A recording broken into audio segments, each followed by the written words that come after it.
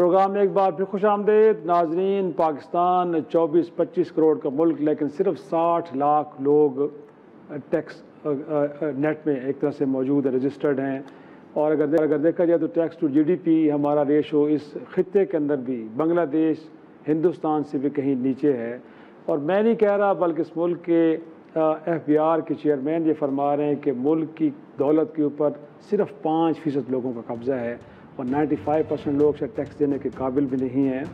अब इसमें IMF programme के नीचे हम हैं, बड़ी कंडीशंस हैं, लेकिन इस दौरान अब हमें IMF की जानिब से ये भी कहा गया कि 700 अरब ज़ायद टैक्स पिछले साल के मुकाबले में, कि ऐसे में कि जब पिछले साल भी कोई 1000 अरब का शॉर्टफॉल रहा है तो नया एम्बिशियस टारगेट कंप्लीट हो पाएगा कि नहीं। और मोर इम्पॉर्टेंटली पाकिस्तान के टैक्स निज़ाम में ख़राबियाँ कहाँ पे हैं, क्या आप उन्हें समझ भी पाए हैं, उनको डायग्नोज कर लिया है और उनको दुरुस्त करने के लिए कोई इनिशिएटिव लिए जाने चाहिए, तो वो क्यों नहीं लिए जा रहे। तो हमारे साथ आज मौजूद हैं माहिर टैक्स अमूर वकार अहमद ज़फ़र साहब, बहुत शुक्रिया सर वक्त देने के लिए।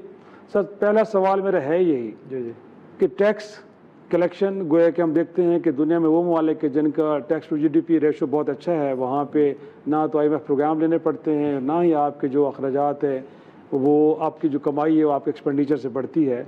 क्या हम इन मामलात को समझ भी पाएँ, डायग्नोज कर लें कि टैक्स निज़ाम में ख़राबियाँ कहाँ पे हैं, और अगर हमने समझ लिया है तो उनको दूर करने के हवाले से कोशिश क्यों नहीं हो रही सर? अच्छा देखिए, टैक्स निज़ाम की ख़राबियों पे आने से पहले हम पाकिस्तान का जो बजट में प्रिपरेशन प्रोसेस है हम उसको सिर्फ रन थ्रू कर लेते हैं जल्दी। ठीक है। पाकिस्तान ने जितने भी foreign currency, local currency loan लिए हुए उसके ऊपर हमने मार्कअप पे करना है सूद से। बस ऐसे ही है सर। डिफेंस के एक्सपेंसेस हैं जी। आजकल की जो ईस्टर्न वेस्टर्न बॉर्डर की सिचुएशन है उसमें कर्टेल करना तो पॉसिबल नहीं है, इंक्रीज़ ही होगा। बिल्कुल ऐसे कुछ नहीं हो सकता। गवर्नमेंट के जो रिटायर्ड एम्प्लॉइज़ हैं उनकी पेंशन की कॉस्ट है, बिल्कुल ऐसे वो भी हमने पे ऑफ करनी है क्योंकि ऑलरेडी कमिटेड ऑब्लिगेशन है। फिर लॉस मेकिंग एंटरप्राइजेज़ हैं उनको हमने ग्रांट सब्सिडीज़ के थ्रू उनको फाइनेंस भी करना है। 4 चीज़ें ये आ जाती हैं। 5वीं चीज़ आ जाती है कि गवर्नमेंट के एग्जिस्टिंग गवर्नमेंट स्ट्रक्चर की पेमेंट है, उसमें सैलरीज आ जाती है, रेंट, रिपेयर, मेंटेनेंस और डिफरेंट अलाउंसेज आ जाते हैं। सही। ये 5 मेजर हेड्स उठाएं तो 85% ऑफ द बजट हमारा यहीं पे बन जाता है, तो हमारे पास फिजिकल स्पेस ही नहीं बचती है। अब इशू ये आता है कि हमारे इन सारे 5 आइटम का टोटल करें तो ये तकरीबन 16 से 17 बिलियन बनता है। अब हम रेवेन्यू मेजर्स के ऊपर आ जाते हैं। गवर्नमेंट के पास 3 ऑप्शंस हैं कि टैक्स की कलेक्शन कैसे हो सकती है। डायरेक्ट टैक्सेस है जो कि इनकम के ऊपर लग रहा होता है, इनडायरेक्ट टैक्सेस हैं जो कि कंजम्पशन के ऊपर लग रहे होते हैं। उसके अलावा जो गवर्नमेंट ओन्ड एंटरप्राइजेज हैं, जो कुछ एंटिटीज़ प्रॉफिट में हैं वो डिविडेंड दे रही होती हैं, या गवर्नमेंट डेवलपमेंट लेवी आ रहा होता है, या डिफरेंट तरीके से लाइसेंसेस की फ़ी आ रही होती है। फॉर एग्जांपल PTA है जो लाइसेंस इशू करता है, उसकी फ़ी कलेक्शन आ जाती है। ऑगरा है, पैमरा है, डिफरेंट ऑर्गेनाइजेशन है। तो ये 3 सोर्सेज अगर हम उठाएं तो 19 ट्रिलियन के रेवेन्यू के मेजर बनते हैं। सही है। उसमें से हम प्रोविंसेस का शेयर निकालते हैं 8 ट्रिलियन का, तो हमारे पास फेडरल गवर्नमेंट के पास बचते हैं 11 ट्रिलियन और खर्चे हैं हमारे 17 ट्रिलियन। तो बहुत बड़ा गैप है, बहुत बड़ा गैप है। तो वो कहाँ से मीट होगा? Loan financing. तो अभी हम पिछले लोन ही पे ऑफ नहीं कर पाए हैं, तो नए लोन लेने पड़ रहे हैं। तो वज़ीर ख़ज़ाना कह रहे हैं कि हम तो कर्जे लेके खर्चे पूरे कर रहे हैं। लेकिन ये तो आपकी फाइनेंशियल अथॉरिटी कंप्रोमाइज़ हो जाएगी। अब आप किसी जगह पे कोई आम आदमी को रिलीफ देना भी चाहते हैं, बट IMF की तरफ से नो आता है। बट मोर इम्पॉर्टेंटली सर, हम ये जो कहते तो हर साल हैं कि बड़ा पोटेंशियल है, वो बहुत सारे सेक्टर्स हैं, रिटेलर्स की बात की गई थी कि उनको लाया जाएगा, बट इस तरह के इनिशिएटिव बाद में कोई पॉलिटिकल कंप्रोमाइज़ है जो कुछ और हो जाता है, वो हो नहीं पाते। आपसे जानना ये चाह रहे हैं कि वो कौन से एरियाज़ हैं कि जिनको हम एक्सप्लोर करके या जिनको हमने एक तरह से समझ तो लिया है बट उनको टैक्स नेट में लाना है, तो हमारे जो टैक्स GDP भी बेहतर हो जाएगा और कर्ज़ों की तरफ भी नहीं जाना पड़ेगा, हमारे जो कमाई है वो हमारे अखराजात से कम हो जाएगी। देखिए, इस अगर बजट में देखें तो ब्रॉडनिंग ऑफ टैक्स बेस के कॉन्टेक्स्ट में सिर्फ शायद 1 या 2 ही इनिशिएटिव्स लिए गए हैं। ई-कॉमर्स की ट्रेडिंग के कॉन्टेक्स्ट में उनको टैक्स नेट में लेके आया गया है। फॉरेन करेंसी जो पेमेंट हो रही है टू नॉन रेजिडेंट्स, उसमें goods and supplies, goods and services और एडवर्टीजमेंट जो ई-कॉमर्स प्लेटफॉर्म पे चल रहे हैं उनको टैक्सेशन में इन 2 मेजर्स के अलावा बाकी सारी चीज़ें तो रेट का इंक्रीज़ किया। सैलरी अगर टैक्स पेयर को रिडक्शन दी है, बहुत थोड़ी सी दी है, बट देखिए उसके फ्लिप साइड क्या हुई, विद होल्डिंग टैक्स के रेट्स इंक्रीज़ हो गए। जो 9% थे वो 15 पे चले गए, जो 11 थे वो 15 पे चले गए, जो 8 था वो, जो 4 था वो 8 पे आ गया। तो एक हाथ से देख दूसरा से ले लेना, ये एग्जैक्टली ऐसा ही है। फिर हमने 2 नए टैक्सेस लगाए हैं न्यू एनर्जी व्हीकल के कॉन्टेक्स्ट में और ये कार्बन टैक्स के कॉन्टेक्स्ट में। 2.5 इस साल है, अगले साल 5 हो जाएगा। तो सर ये भी तो आम आदमी भी आम आदमी पे ही जाएगा, बिल्कुल। देखें उसमें कोई डिस्टिंक्शन नहीं है कि मोटरसाइकिल वाले अगर फ्यूल लेगा तो उसके ऊपर नहीं लगेगा और गाड़ी वाला अगर लेगा तो उसके ऊपर लगेगा या नहीं लगेगा, सबके ऊपर अक्रॉस द बोर्ड लगेगा, उसमें तो कोई रिस्ट्रिक्शन वाली चीज़ नहीं है। सही, लेकिन न्यू एनर्जी व्हीकल के ऊपर भी जो टैक्स लगाए गए हैं उससे इंटरनल कंबस्शन इंजन जो गाड़ियों की प्राइसेस हैं वो मजीद इंक्रीज ही होंगी, तो डिक्रीज तो कुछ भी नहीं होने लगा। तो सर लीकेजेस कहाँ पे हैं, उनको कैसे हम एड्रेस कर सकते हैं? क्योंकि जाहिर सी बात है, कहा तो जाते हैं पोटेंशियल बड़ा 400 अरब की कहते हैं इकोनॉमी है, 140 का कहा जाता है कि हमारी अनडॉक्यूमेंटेड है। तो जो अनडॉक्यूमेंटेड इकोनॉमी है उसको डॉक्यूमेंट करने के लिए करना क्या चाहिए? क्योंकि हमें लगता है कि या तो हमें समझ नहीं आ रही या फिर हम करना नहीं चाह रहे। नहीं देखें, दोनों चीज़ें हैं, कुछ समझ भी नहीं आती है और कुछ करना भी नहीं चाहते हैं। क्योंकि देखिए कुछ प्रोटेक्टेड सेक्टर्स हैं जिसके ऊपर हाथ नहीं डाला जाता।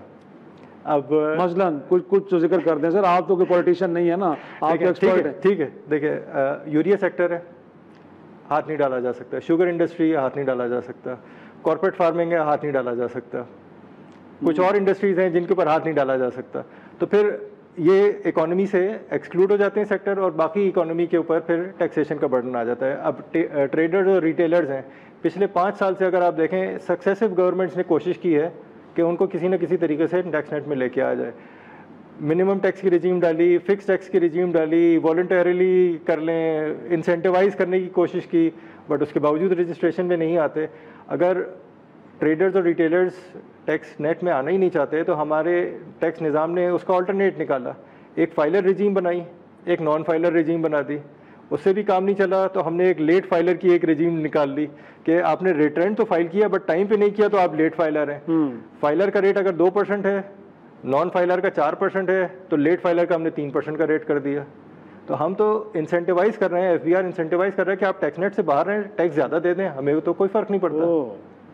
तो व्हाट्सएप ये जो इस वक्त हम बड़ा एम्बिशियस टारगेट है 14.1 या 2 ट्रिलियन का सर, तो ये क्या हम अचीव कर पाएंगे? क्योंकि पिछले तो परफॉर्मेंस हमारी में बता रही है कि बिल्कुल नहीं होने वाला। और मोर इम्पॉर्टेंटली जो कहा जा रहा है कि जी FBR के अंदर रिफॉर्म्स होने जा रहे हैं, वज़ीर ख़जाने की स्पीच आपने भी सुनी होगी, तो ये रिफॉर्म्स वाली कहानी भी इस वक्त आपको सच होती हुई नज़र आ रही है। और जो आपने फिर इख्तियारात दे दिए हैं FBR के लोगों को कि गिरफ्तार करें, जेलों में डालें, कारोबार बंद कर दें, इससे फ़र्क पड़ेगा? देखें बजट रेवेन्यू टारगेट के कॉन्टेक्स्ट में अगर वन लाइनर देखें तो अनरियलिस्टिक और अनअचीवेबल है। हम अगर अपने पिछले 3, 4, 5 सालों का अगर ट्रेंड देखें तो होता क्या है, हम बजट अनाउंस करते हैं, एम्बिशियस टारगेट्स रखते हैं, जुलाई अगस्त में हमारे रेवेन्यू टारगेट मीट नहीं हो रहे होते, ये सितंबर तक मीट नहीं होते। IMF को हमने जो रिपोर्ट देनी होती है उसमें हम दिखाते हैं जी इतना शॉर्टफॉल है, तो हम क्या करते हैं, हम मिनी बजट लेके आ जाते हैं। मिनी बजट आ जाता है, IMF से अगली जो ग्रांट या अगली जो ट्रांच आनी होती है वो अप्रूव हो जाती है, 6 महीने का हमें रिलीफ मिल जाता है। सितंबर से हम मार्च में आ जाते हैं, मार्च में हम दिखाते हैं जी अभी भी रेवेन्यू का शॉर्टफॉल है, एक नया मिनी बजट आ जाता है। उसके बाद कहते हैं कि जी ये भी अचीव नहीं होगा, अगली ग्रांट के लिए हम क्या करें, फिर IMF के पास जाते हैं, डाउनवर्ड रिविजन करते हैं और उसके बाद फिर ईयर एंड पे आके देखते हैं कि जी वो भी अचीव नहीं हो रहा। बट IMF भी कहता है कि इनसे कैसे जान छुड़ाई जाए, हर दफा हफ्तावार रिव्यू की बात की जा रही है सर। लास्टली ये बताइए कि हफ्तावार रिव्यू तो आपको हमारी कोई अलार्म बेल बज रही है, हम को ठीक हो जाए कि नहीं, इसी रवश पे चलते रहे? नहीं, इसी रवश। देखिए हुआ क्या था, अगर हम सिर्फ पॉलिसी रेट ही के कॉन्टेक्स्ट से देखें तो 20-22% से इंटरेस्ट रेट 11% पे आ गया। अगर हम लास्ट ईयर की फाइनेंसिंग की नंबर्स देखें तो हमने मार्कअप ऑन डेट की प्लानिंग की थी 9.7 ट्रिलियन की, इस दफ़ा की हमारा प्लान है 8.2 ट्रिलियन का। ये 1.5 ट्रिलियन का गैप आया है, रिड्यूस हुआ है रेट। इसको हम PSDP में लेके जा सकते थे, इसके लिए हम अदर मैकेनिज्म बना सकते थे कि हम कैसे रिलीफ दे सकते हैं या नहीं दे सकते। गवर्नमेंट ने किया क्या, सैलरीज में इंक्रीज़ कर दिया, ऐशियों में पैसे लुटा दिए।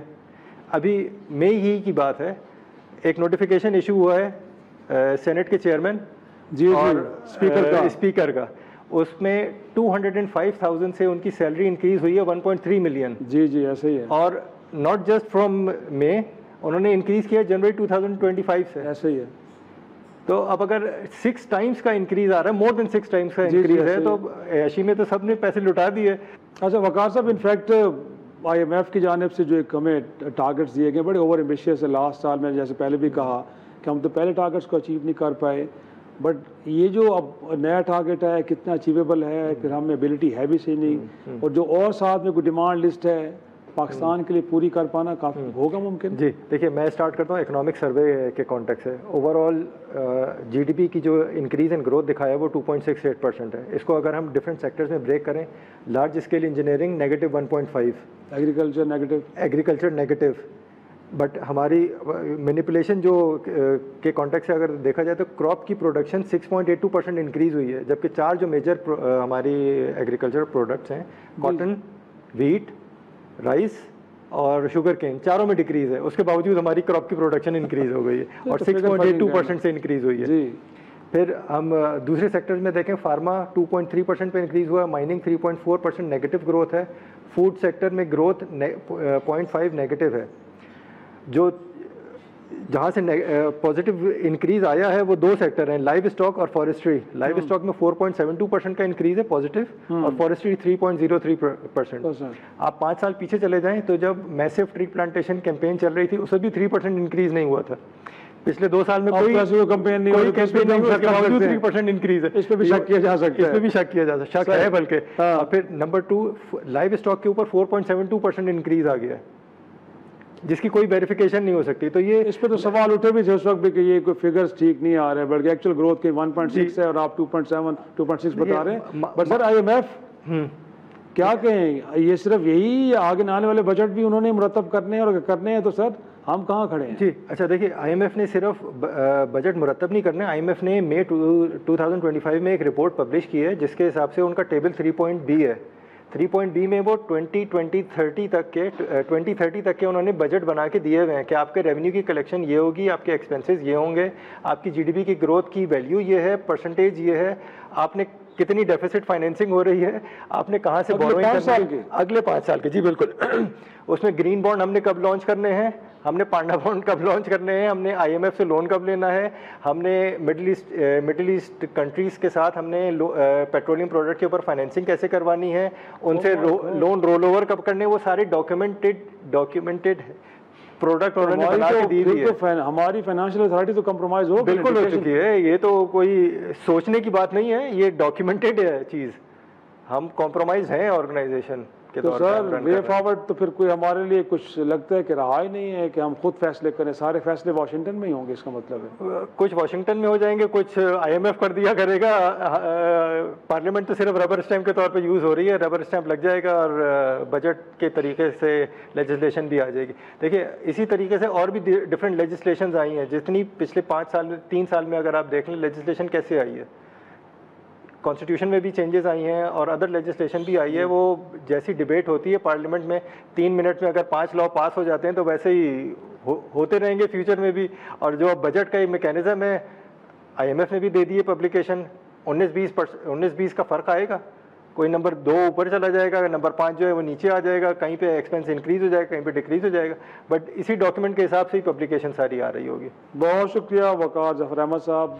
नाज़रीन आपने गुफ्तगू की सुनी, एक छोटा सा ब्रेक के बाद पाकिस्तान के जो हेल्थ के इशूज़ हैं उनके ऊपर डिस्कस डिबेट करेंगे।